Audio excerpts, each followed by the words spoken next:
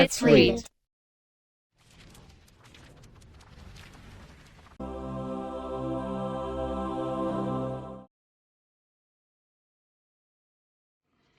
Chapter 1. East Wind. If you want to find Cherry Tree Lane, all you have to do is ask the policeman at the crossroads. He will push his helmet slightly to one side, scratch his head thoughtfully, and then he will point his huge white-gloved finger and say, "First to your right, second to your left, sharp right again, and you're there. Good morning." And sure enough, if you follow his directions exactly, you will be there, right in the middle of Cherry Tree Lane, where the houses run down one side, and the park runs down the other, and the cherry trees go dancing right down the middle. If you're looking for number 17, and it's more than likely that you will be, for this book is all about that particular house, you will soon find it.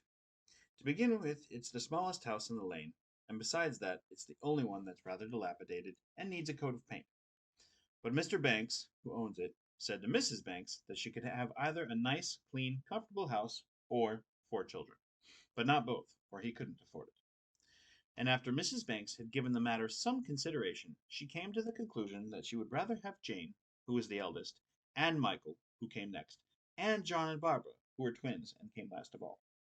So it was settled, and that was how the Banks family came to live at number 17, with Mrs. Brill to cook for them, and Ellen to lay the tables, and Roberts and I to cut the lawn and clean the knives and polish the shoes, and, as Mr. Banks always said, to waste his time and my money. And of course, besides these, there was Katie Nana, who doesn't really deserve to come into the book at all, because, at the time I'm speaking of, she just left number 17. "Without by your leave or a word of warning, what am I to do?" said Mrs. Banks. "Advertise, my dear," said Mr. Banks, putting on his shoes. "And I wish Roberts and I would go without a word of warning, for he has again polished one boot and left the other untouched. I shall look very lopsided." "That," said Mrs. Banks, "is not of the least importance. You haven't told me what I'm to do about Katie Nana."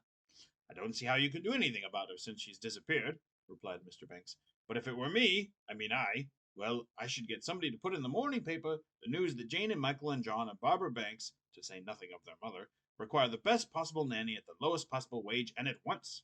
Then I should wait and watch for the nannies to queue up outside the front gate, and I should get very cross with them for holding up the traffic and making it necessary for me to give the policeman a shilling for putting him to such trouble. Now, I must be off. It's as cold as the North Pole. Which way is the wind blowing?" As he said that, Mr. Banks popped his head out of the window and looked down the lane to Admiral Boone's house at the corner. This was the grandest house in the lane, and the lane was very proud of it, because it was built exactly like a ship. There was a flagstaff in the garden, and on the roof was a gilt weathercock shaped like a telescope. "Ha!" said Mr. Banks, drawing in his head very quickly. "Admiral's telescope says east wind. I thought as much. There's frost in my bones. I shall wear 2 overcoats." And he kissed his wife absent-mindedly on one side of her nose and waved to the children and went away to the city. Now the city was a place where Mr. Banks went every day, except Sundays, of course, and bank holidays, and while he was there he sat on a large chair in front of a large desk and made money. All day long he worked, cutting out pennies and shillings and half-crowns and 3-penny bits, and he brought them home with him in his little black bag. Sometimes he would give some to Jane and Michael for their money boxes, and when he couldn't spare any, he would say, "The bank is broken," and they would know he hadn't made much money that day. Well, Mr. Banks went off with his black bag, and Mrs. Banks went into the drawing room and sat there all day long writing letters to the papers and begging them to send some nannies to her at once as she was waiting, and upstairs in the nursery Jane and Michael watched at the window and wondered who would come. They were glad Katie Nana had gone, for they had never liked her. She was old and fat and smelt of barley water. Anything, they thought, would be better than Katie Nana, if not much better. When the afternoon began to die away behind the park, Mrs. Brill and Ellen came to give them their supper and to bathe the twins. And after supper, Jane and Michael sat at the window watching for Mr. Banks to come home and listening to the sound of the east wind blowing through the naked branches of the cherry trees in the lane. The trees themselves, turning and bending in the half-light, looked as though they'd gone mad and were dancing the roots out of the ground. "There he is," said Michael, pointing suddenly to a shape that banged heavily against the gate. Jane peered through the gathering darkness. "That's not Daddy," she said. "It's somebody else." Then the shape, tossed and bent under the wind, lifted the latch of the gate, and they could see that it belonged to a woman, who was holding her hat on with one hand and carrying a bag with the other. As they watched, Jane and Michael saw a curious thing happen. As soon as the shape was inside the gate, the wind seemed to catch her up in the air and fling her at the house. It was as though it had flung her first at the gate, waited for her to open it, and then had lifted and thrown her, bag and all, at the front door. The watching children heard a terrific bang, and she landed. The whole house shook. "How funny! I've never seen that happen before," said Michael. "Let's go and see who it is," said Jane, and taking Michael's arm she drew him away from the window, through the nursery, and out onto the landing. From there they always had a good view of anything that happened in the front hall. Presently they saw their mother coming out of the drawing room with a visitor following her. Jane and Michael could see that the newcomer had shiny black hair. "Rather like a wooden Dutch doll," whispered Jane, and that she was thin, with large feet and hands, and small, rather peering blue eyes. "You'll find that they are very nice children," Mrs. Banks was saying. Michael's elbow gave a sharp dig at Jane's ribs. "And that they give no trouble at all," continued Mrs. Banks uncertainly, as if she herself didn't really believe what she was saying. They heard the visitor sniff, as though she didn't either. "Now, about references," Mrs. Banks went on. "Oh, I make it a rule never to give references," said the other firmly. Mrs. Banks stared. "But I thought it was usual," she said. "I mean, I understood people always did." "Very old-fashioned idea, to my mind," Jane and Michael heard the stern voice say. "Very old-fashioned. Quite out of date, as you might say." Now, if there was one thing Mrs. Banks did not like, it was to be thought old-fashioned. She just couldn't bear it. So she said quickly, "Very well, then. We won't bother about them. I only asked, of course, in case you, required it.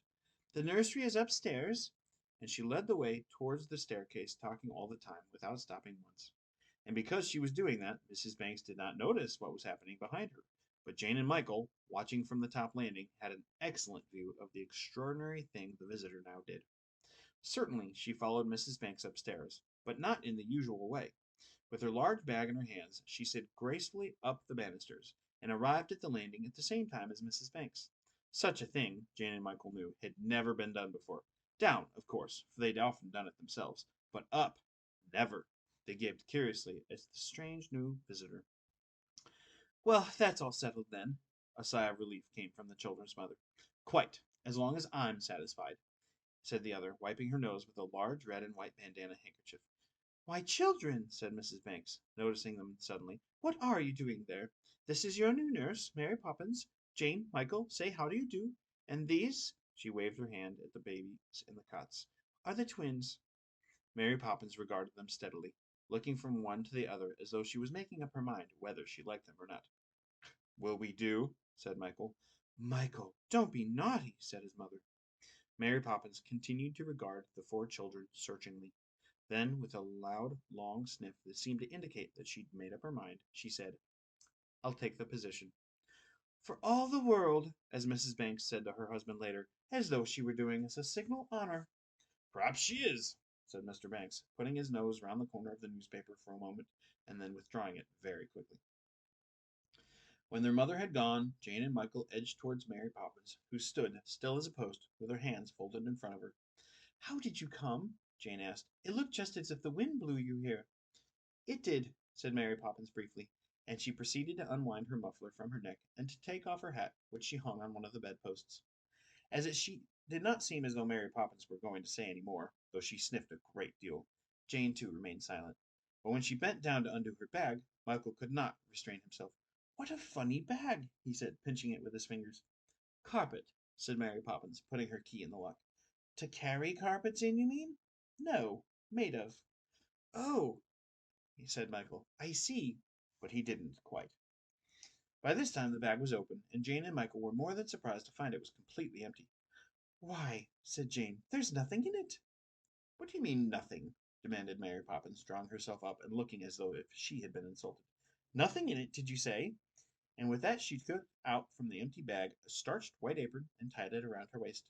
Next she unpacked a large cake of sunlight soap, a toothbrush, a packet of hairpins, a bottle of scent, a small folding armchair, and a box of throat lozenges. Jane and Michael stared.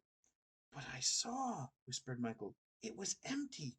"Hush," said Jane, as Mary Poppins took out a large bottle labeled 1 teaspoon to be taken at bedtime. A spoon was attached to the neck of the bottle, and into this Mary Poppins poured a dark crimson liquid. "Is that your medicine?" inquired Michael, looking very interested. "No, yours," said Mary Poppins, holding out the spoon to him. Michael stared. He wrinkled up his nose. He began to protest. I don't want it. I don't need it. I won't. But Mary Poppins' eyes were fixed upon him, and Michael suddenly discovered that you could not look at Mary Poppins and disobey her.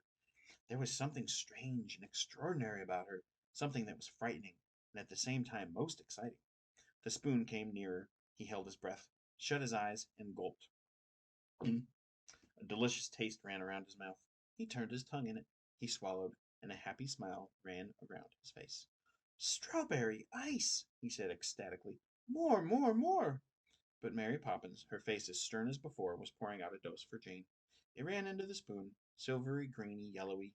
Jane tasted it.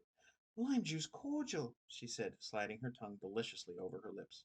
But when she saw Mary Poppins moving towards the twins with the bottle, Jane rushed at her. Oh, no, please. They're too young. It wouldn't be good for them. Please. Mary Poppins, however, took no notice, but with a warning, terrible glance at Jane, tipped the spoon towards John's mouth. He lapped at it eagerly, and by the few drops that were spilt on his bib, Jane and Michael could tell that the substance in the spoon this time was milk. Then Barbara had her share, and she gurgled and licked the spoon twice. Mary Poppins then poured out another dose and solemnly took it herself. Rum punch, she said, smacking her lips and corking the bottle. Jane's eyes and Michael's popped with astonishment, but they were not given much time to wonder, for Mary Poppins, having put the miraculous bottle on the mantelpiece, turned to them. Now, she said, spit spot into bed, and she began to undress them. They noticed that whereas buttons and hooks had needed all sorts of coaxing for Katie Nana, for Mary Poppins they flew apart almost in a look. In less than a minute they found themselves in a bed and watching by the dim light from the nightlight the rest of Mary Poppins' unpacking being performed. From the carpet bag she took out 7 flannel nightgowns, 4 cotton ones, a pair of boots, a set of dominoes, 2 bathing caps, and a postcard album. Last of all came a folding camp bedstead with blankets and eiderdown complete, and this she set down between John's cot and Barbara's. Jane and Michael sat hugging themselves and watching. It was all so surprising that they could find nothing to say, but they knew, both of them, that something strange and wonderful had happened at number 17 Cherry Tree Lane. Mary Poppins, slipping one of the flannel nightgowns over her head, began to undress underneath it as though it were a tent. Michael, charmed by this strange new arrival, unable to keep silent any longer, called to her. Mary Poppins, he cried, you'll never leave us, will you? There was no reply from under the nightgown. Michael could not bear it. You won't leave us, will you? He called anxiously. Mary Poppins' head came out of the top of the nightgown. She looked very fierce. One more word from that direction, she said threateningly, and I'll call the policeman. I was only saying, began Michael meekly, that we hoped you wouldn't be going away soon. He stopped, feeling very red and confused. Mary Poppins stared from him to Jane in silence, then sniffed. I'll stay till the wind changes, she said shortly, and blew out the candle and got into bed. Well, that's all right, then, said Michael, half to himself and half to Jane. But Jane wasn't listening. She was thinking about all that had happened, and wondering. And that is how Mary Poppins came to live at number 17 Cherry Tree Lane. And although they sometimes found themselves wishing for the quieter, more ordinary days when Katie Nana ruled the household, everybody, on the whole, was glad of Mary Poppins' arrival. Mr. Banks was glad because, as she arrived by herself and did not hold up the traffic, he'd not had to tip the policeman. Mrs. Banks was glad because she was able to tell everybody that her children's nurse was so fashionable that she did not believe in giving references. Mrs. Brill and Ellen were glad because they could drink strong cups of tea all day in the kitchen and no longer needed to preside at nursery suppers. Roberts and I was glad too because Mary Poppins had only one pair of shoes and those she polished herself. But nobody ever knew what Mary Poppins felt about it, for Mary Poppins never told anybody anything.